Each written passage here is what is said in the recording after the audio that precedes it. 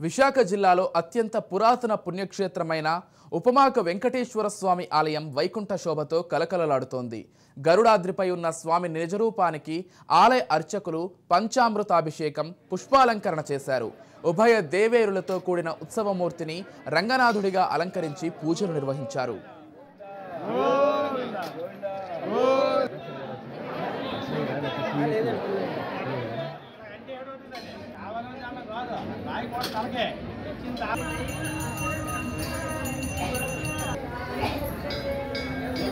మాకు పెప్పటి తీసి పోయలేదు.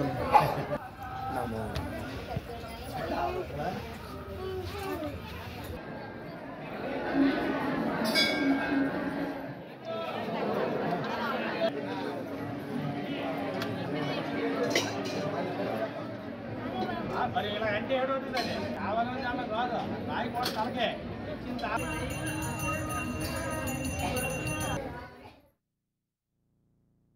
వైకుంఠ శుద్ధి ఏకాదశి పర్వదినాన్ని పురస్కరించుకుని తెల్లవారుజామున 2:30 గంటలకు స్వామివారికి కలికి వెంకటేశ్వర స్వామివారికి ప్రత్యేక అభిషేక కార్యక్రమాలు నిర్వహించడం జరిగింది. ఈ దర్శన సౌకర్యం మధ్యాహ్నం 2 వరకు ఉంటుంది.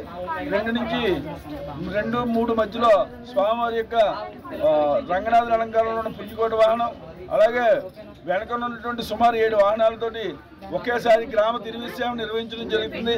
సుదూర ప్రాంతాల నుంచి భక్తులందరికీ సౌకర్యం కోసం తిరుపతి దేవస్థానం అధికారులు విస్తృతమైనటువంటి ఏర్పాట్లు చేస్తున్నారు.